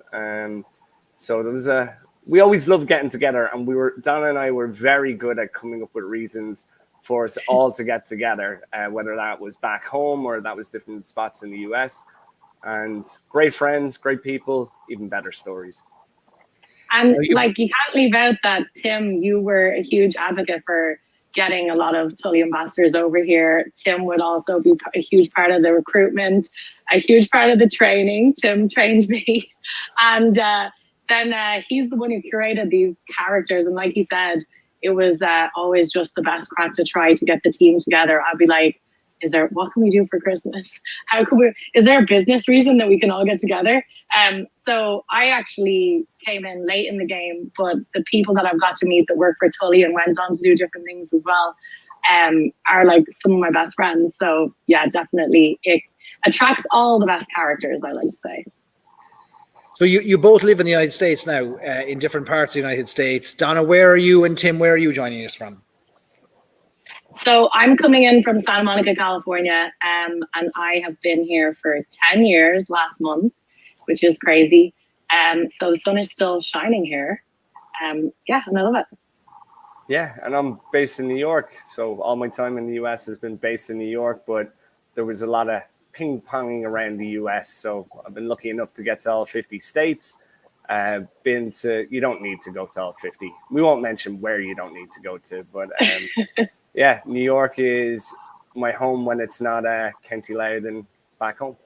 So, Tim, Donna shared with me a while back you have a unique background or connection with things in the dairy world. Would you mind sharing a little bit about your connections with outside of whiskey? There's a food item that you're maybe connected with somehow. Yeah, so before I got into the world of whiskey, there was a clear and obvious pathway. So my family has an egg farm in Shamrock in County Louth. So I made that natural transition from eggs to whiskey. So as we like to bring that into all ambassadors that work in Irish whiskey, they should always have a bit of time at the egg farm. So that's what I grew up on, an egg farm. My dad with all the hens, and it's a great place, and Donna's been to visit. She thought it was to see the egg farm, but we actually put her to work while she was there. So she was shoveling up eggs and packing them all up. So Bellevue Eggs is the name of my father's farm. So eggs to whiskey. That's why the whiskey sour is kind of the coming together of my two worlds. I see. Interesting. I see. Okay. And is there a better future in whiskey or eggs? Time will tell on that one. So we'll combine them with the whiskey sour and see which one does best. But you can always fall it's back a competition now between you and your dad. I know he's got a competitive streak. I think my dad's probably winning that one. Like, he's sold more eggs than we've sold of bottles of whiskey, so he's definitely winning that. You disappeared from the whiskey world then, Tim, about, I don't know, how long ago did you disappear from the world of whiskey? You fell out off the Tullamore Dew wagon for a while. Yeah, I had to surrender the mantle of Tully Tim, so I became the artist formerly known as Tullamore Tim, and that happened in February 2020. Perfect time to start a new venture. What could possibly happen?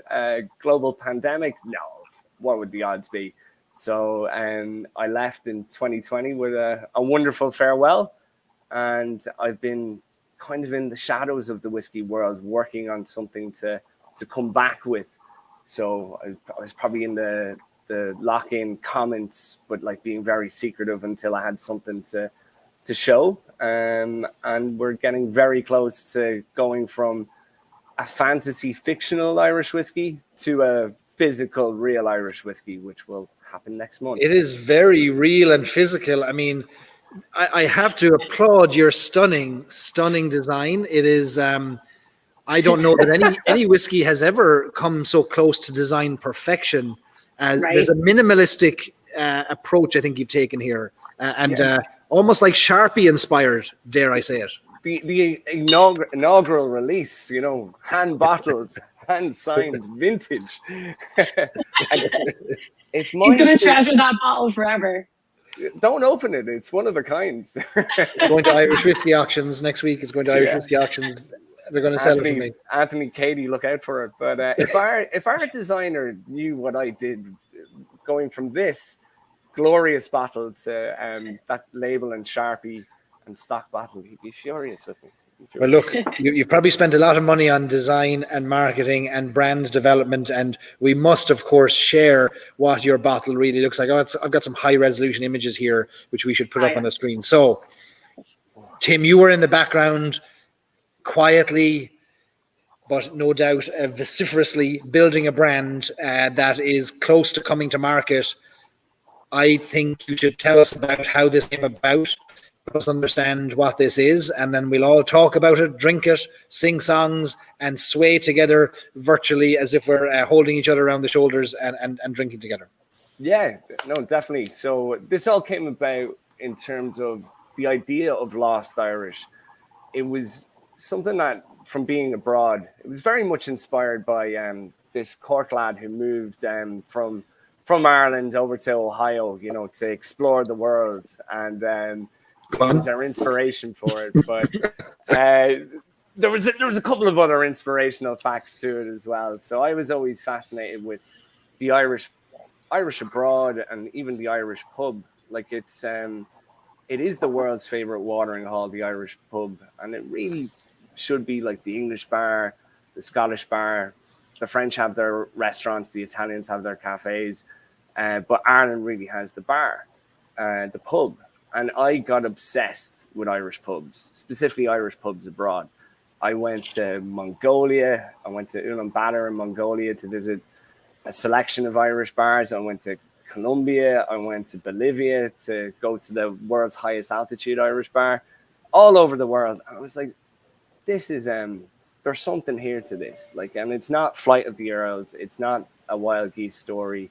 It's more of a modern exploration. Like, we're the world's biggest small population. There's 5 million in the island of Ireland, 70 million worldwide. And at some point, the word Lost Irish kind of came to mind, and it just stuck with me. And I got chatting to a buddy of mine, Neil Sands, who's a friend, a fellow Termin Feckener. He's a couple of fields away from the egg farm, and known him and his family for years. His sisters babysat me, and Neil lived in California, and we'd always meet up kind of last minute, whether it's San Francisco, whether it's LA, and we'd always be chatting what we're up to. And I was doing some pretty cool stuff with Tullamore Dew at the time. And then one day we were just saying McSorley's in Ranelagh, and he's like, well, what's next? What are you up to? You've done the Irish Whiskey book.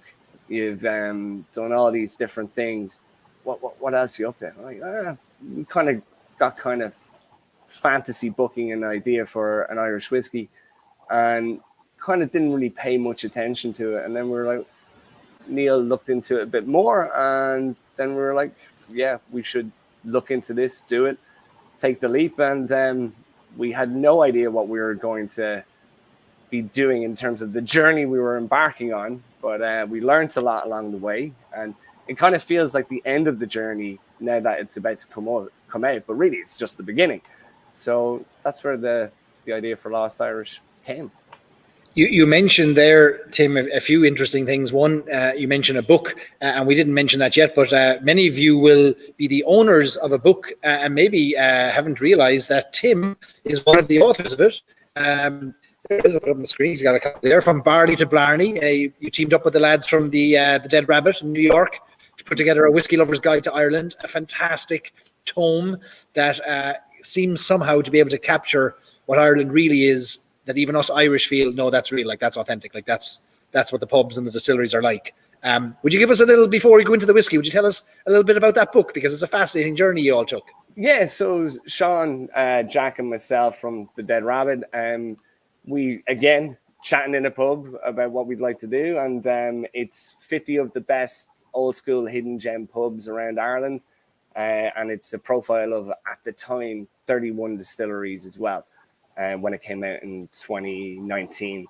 And to research this book, and there was a lot of research, we went to 111 pubs in Ireland and like did photo shoots, did interviews, and selected our 50 favorite. Now, that was a fun conversation in itself. We probably got to 40 pretty quickly, but the final 10, there were blazing arguments, and it got a bit personal. It didn't become about the pub. It became about each other.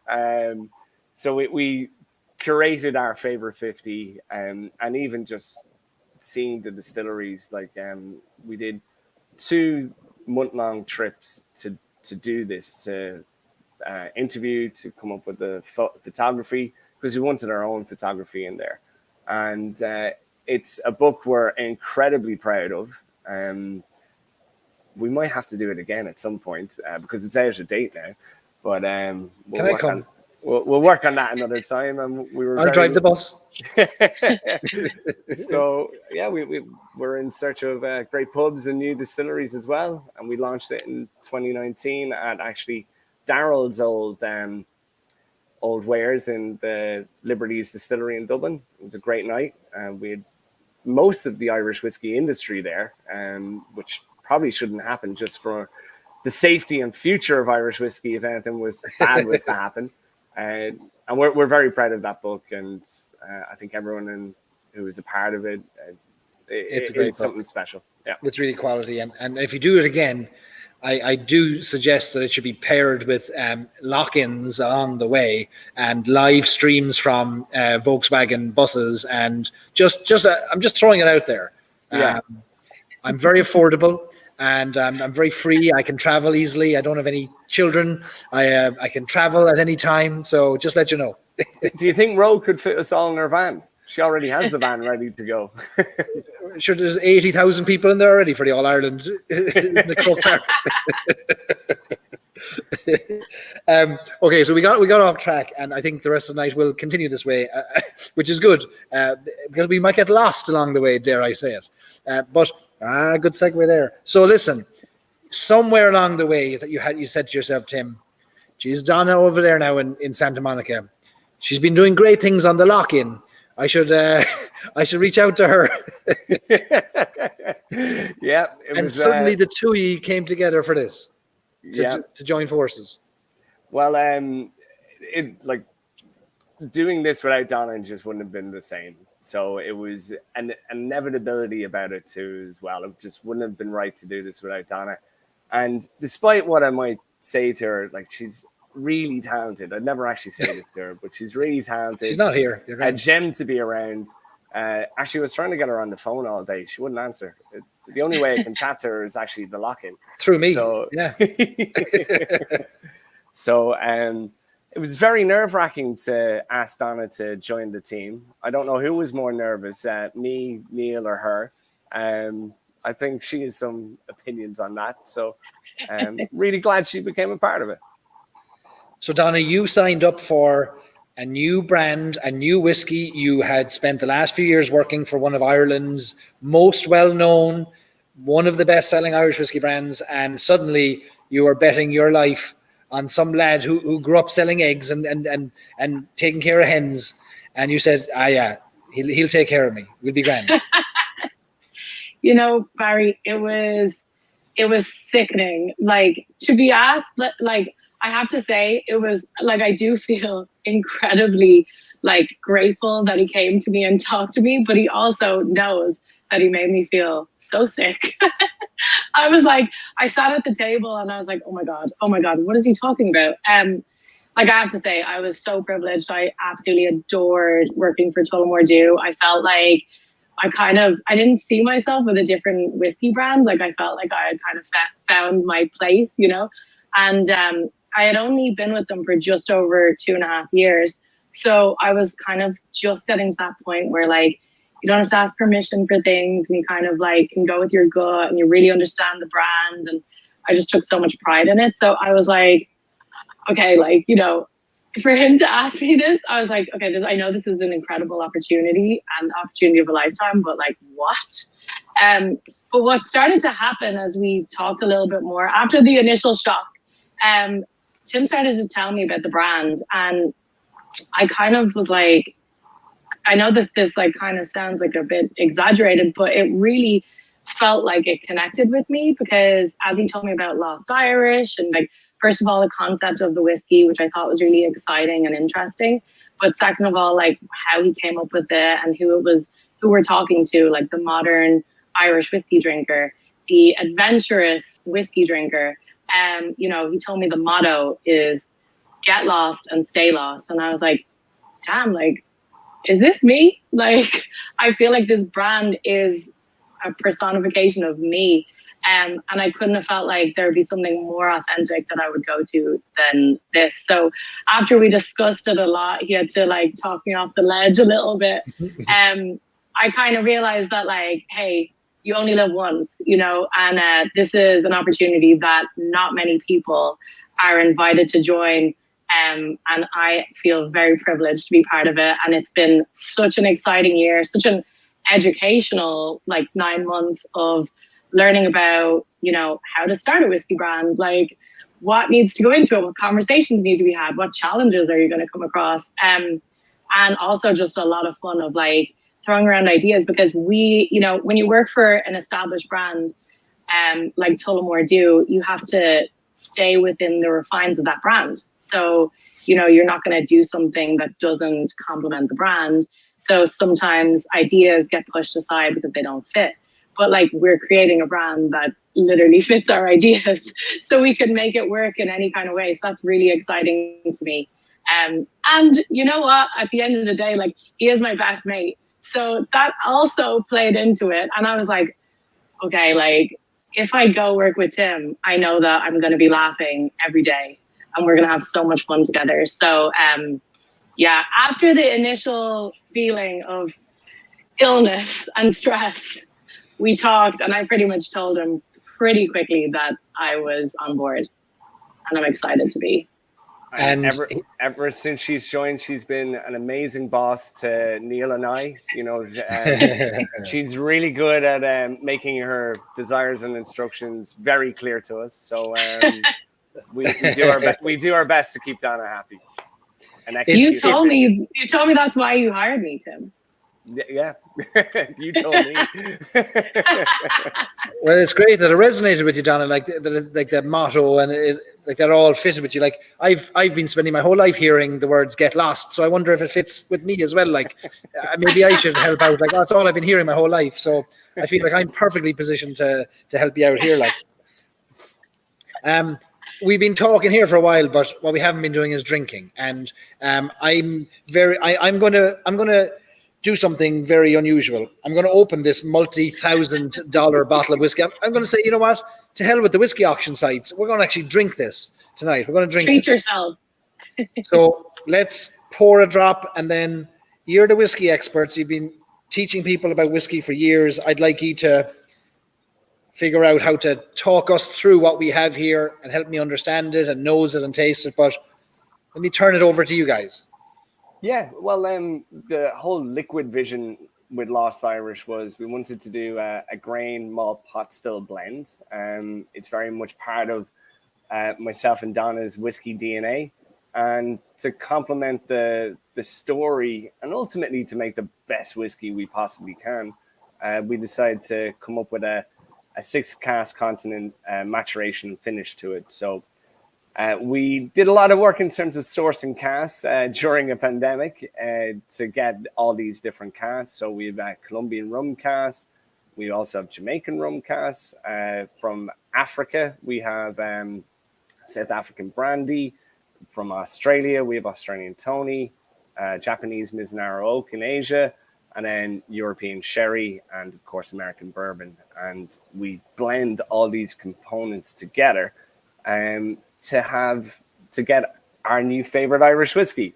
So that's the process behind it. So there's a few firsts in there for Irish whiskey in terms of different casks being at play, but they're all there in a different balance as well to basically get the most out of the liquid. And we're really lucky that we have a great partner in terms of sourcing our whiskey with Great Northern Distillery. My old mate John Teeling, who was my first whiskey hire, but also, interesting enough, my college lecturer as well. So he kind of still lectures me from time to time, but he's been a really tremendous help for us in terms of developing this whiskey. So the 3 styles of whiskey, pot still, malt, and grain, are distilled and in Great Northern Distillery, and then they are distributed in varying ratios amongst those. Or maybe initially bourbon, and then is it a 6 cask finish, or is it do they go into one of these 6 continent casks immediately after distilling? Yeah, so the maturation casks are first of all American bourbon casks, and then also Oloroso sherry as well. And then the finishing casks are what you see on the label as well. So we bring in that extra flavor and worldly taste to it as well. Andrew Schumann, president of the Shamrock Club, is messaging to say it's gone very dry downstairs in the Shamrock Club, and he must have lost his legs to be able to walk upstairs. But if he wants to come up, I'll share some of this lovely Lost Irish whiskey. So Andrew, don't be a stranger in your own club of which you are the president of, and you'll get some of this Lost Irish too. Okay, so how long approximately is this whiskey aged for? Is that something we should know? So it's a 4-year-old whiskey, and then in terms of the finishes, it depends on each cask. So the Mizunara Oak has been a year of the finish. We have 6 months. Actually, everything, the minimum is a 6-month finish. And it's more, let's just keep an eye on this cask and see how it performs, and then we'll blend it accordingly. We're being invaded from the rear. Jesus, what were you waiting on, Barry? I was looking at that door. I put a lock on it like... Here, we're going to pour you a drop. Oh, yeah, Stacey gave you her glass too, I'd say, did she? Yes. Yeah. You smelt the whiskey. All right, we're distributing it. Look, we're almost through it already, folks. Whiskey's for sharing. Sláinte, Stacey, and your other glass, Sláinte, guys. Let's take a little nose and a taste. Yep. Donna, do you want to give us a toast before we taste? Just you have to. Don't you be putting me on the spot. Well, okay. I'll put you on the spot, so. I'll do the toast then. So You do the toast. may you work like you don't need the money, love like you've never been hurt, dance if no one's watching, sing if no one's listening, make love like it's being videotaped, and live each day as if it was your last. Sláinte. Cheers. Cheers. So, Donna, what are we tasting here? Talk us through it.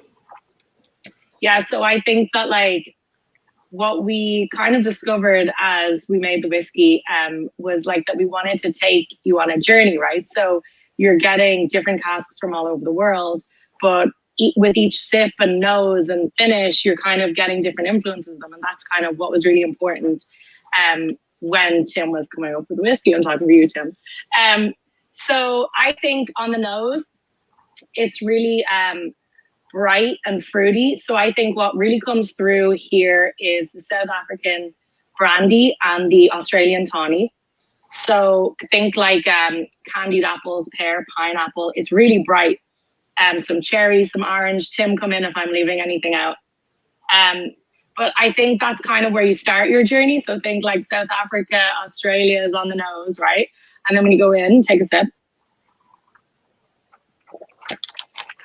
I think on the palate, the first thing that you get, because it has multiple stages, and I think the second sip is different actually to the first. So on the palate, I think what comes through first is the bourbon. So like it's like toffee, vanilla, you got a bit of that honey, but then there's that rum spice comes through, that rum raisin.